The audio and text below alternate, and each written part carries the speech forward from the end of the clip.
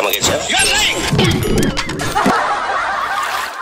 Experience mo, base doon sa sinagot mo kay Congressman Flores, nagkaroon ng harassment. Ang harassment meaning, yung mga in-expect mo ng mga shipment mo, hindi dumating or ginawang, pag may stricto, pinagstriktuhan. So that's why you need somebody who's in the inside, who more or less has influence and know the people who to top para malagay doon sa green lane at malabas yung shipment mo. Tama ba? Yes po, Your Honor. Okay, itong mga shipment na nailabas mo, ito ba ay ginamit mo rin the same consignee?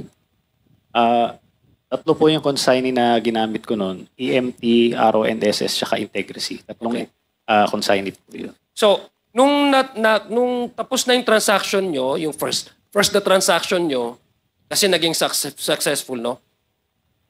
Bakit ka continuous nakikipag-deal with the Davao Group? Mention mo kasi na Davao Group, kasi that's the reason why you're here right now, di ba?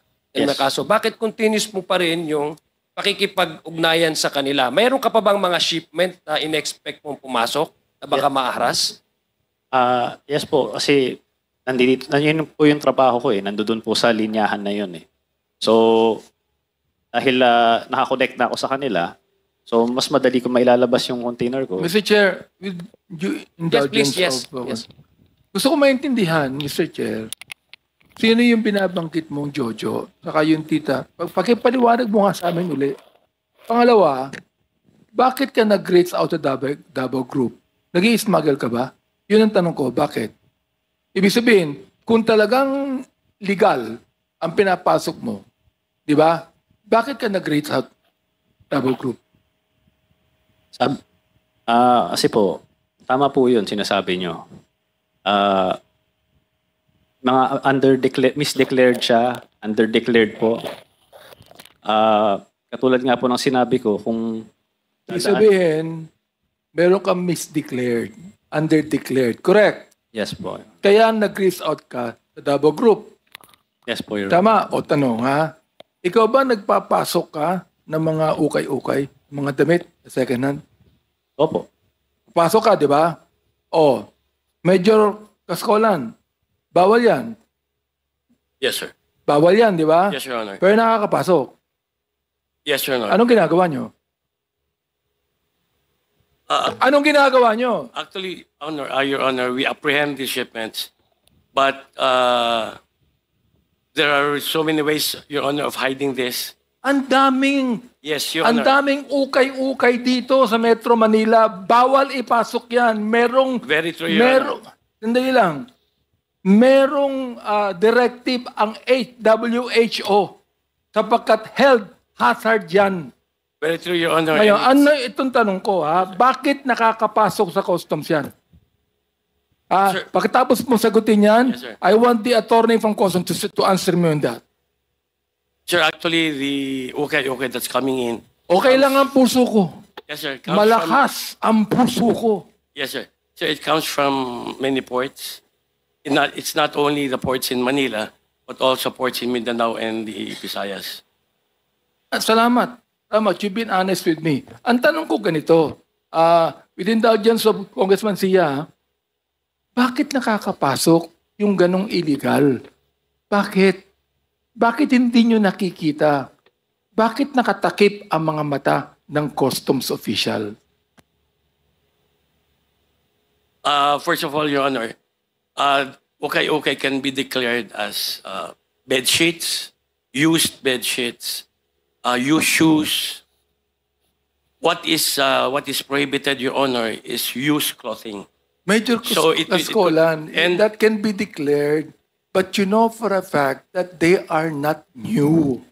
yes, Your Honor. But If you go to every store that has ukay-ukay, you know for a fact that there are no bed sheets there. There is nothing new. What Yes. I'm saying right now is this. Ito ha. O, binanggit na ni Mark Taguban. Umami na siya. Umami na siya kasi tinanong kanina ni sino yun? Na kung ano ang laman ng container eh. Di ba? Sinabi mo kanina, Mark, na ito ay mga, ano sabi mo kanina? General merchandise. General merchandise. Ngayon, inamin mo na nagpapasok ka ng mga ukay-ukay. Correct? Yes. Okay. Ilang container ang pinapasa mo ukay-ukay? Yun po, hindi ko po alam kung pwede nilang ipasok yan kahit saang container doon. Right. Sinong nagbubukas ng container? Sa Bureau of... Meron niyang customs police, correct? Yes po. Merong official ng customs yan, correct? Yes po. Ayan. Nakikita yan. Binubuksan yan. Di ba? Pero Oo. yung... Kaya ka nag-reach out sa Davao Group sapagkat alam mo na pag binuksan yan, ipagbabawal niya ilabas. Correct? Yes po. Oh, nag-reach out ka sa Davao Group para hindi na buksan ang mga container na yan. O kung buksan man yan, pikit ang mga mata na nagbukas. Yung Tama ako? nag-inquire nung Yes po, Your sa Honor. shipment. No? Yun. Congressman Go ahead, Mark. Congressman ito bang, ikaw ba nag-i-smuggle ka rin ng bigas?